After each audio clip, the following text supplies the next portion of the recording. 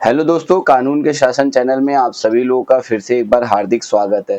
दोस्तों, आज हम बात करने वाले हैं मोटर व्हीकल एक्ट 1988 के बारे में। तो दोस्तों, आखिर आज इस पर चर्चा क्यों करनी पड़ रही है? तो दोस्तों, मैं आपको बता दूं, एक थर्ड पार्टी इंश्योरेंस होता है जो मात्र 800, 900 या 1000 रुपए में होता है और हम लोग नहीं कराते। हम लोग सोचते हैं कि कौन सा हमारी गाड़ी से किसी का एक्सीडेंट हो जाएगा, हम कौन सा बहुत तेज चलाते हैं जो किसी को हम दुर्घटना कारित कर देंगे। तो दोस्तों, मैं आपको बता दूं कि भविष्य किसी ने देखा नहीं है कि कल को क्या होगा।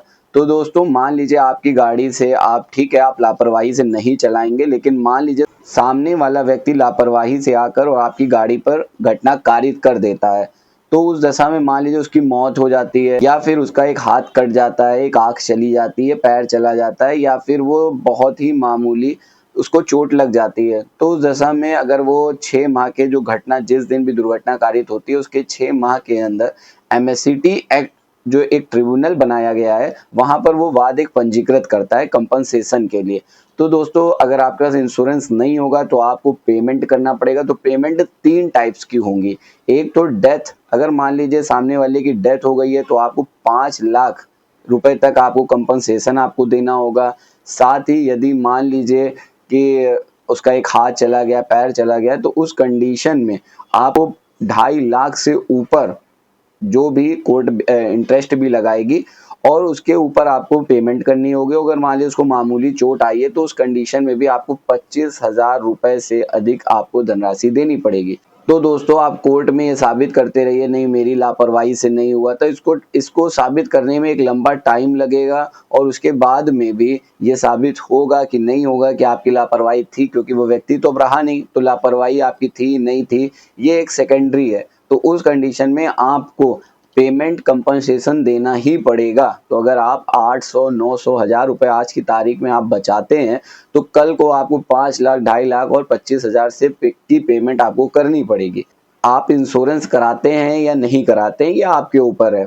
साथ ही आपको ये चालान से भी बचाता है। आपका जो पुलिस वाले आपका चालान कर देते हैं इंश्योरेंस ना होने के कारण, उससे भी आपको बचाता है। तो दोस्तों, इंश्योरेंस होना बहुत ज़रूरी है। आप भले अपनी लाइफ का इंश्योरेंस ना कराएं, लेकिन अपनी गाड़ी का, अगर आपके पास गाड़ी है और आप गाड़ी चलाते हैं, उसको ले जाते हैं, तो उसको इंश्योरेंस कराना बहुत ज़रूरी है। हाँ, आपके घर में अगर गाड़ी खड़ी रहती है, आप चला ही नहीं रहे हैं, वो बेकार खड़ी है, तो ठीक है, उस टाइम आप इंश्योरेंस ना कराएं। लेकिन फिर भी आपको इंश्योरेंस कराना चाहिए, क्योंकि आपको मैं एक ऐसे ही घटना बता दूं। ऐसा ही क्या हुआ कि एक व्यक्ति की गाड़ी अपने घर में खड़ी थी, लेकिन कहीं पर किसी अन्य व्यक्ति का एक्सीडेंट हुआ और वो व्यक्ति मर गया। पुलिस एफआईआर हुई और उसने गलती से, जो सूचना देने वाला था, उसने उस व्यक्ति की गाड़ी का नंबर नोट करा दिया जो गाड़ी किसी के घर में खड़ी हुई थी। तो दोस्तों, अब वो व्यक्ति तो बेचारा फंस गया। अब उसको तो कोर्ट जाना है, वहां पे जाके अपनी बात बतानी है कि नहीं सर, मेरी गाड़ी तो पिछले 6 महीने से खड़ी है, 3 महीने से खड़ी। लेकिन अगर मान लीजिए आपके पास ऐसा कोई प्रूफ नहीं है कि आपकी गाड़ी घर में खड़ी है, कोई कैमरे में रिकॉर्डिंग नहीं है, कोई ऐसा कुछ आपके पास मजबूत साक्ष्य नहीं है कि आप ये साबित कर पाएंगे नहीं मेरी गाड़ी तो घर में खड़ी थी, तो उसमें उसको पेमेंट देनी पड़ी। हालांकि बाद में उसको आगे चल करके रिलीफ मिली, लेकिन फिर भी यदि आपके पास गाड़ी है और आप उसको चलाते हैं, नहीं चलाते, तो आपको इंश्योरेंस करा लेना चाहिए।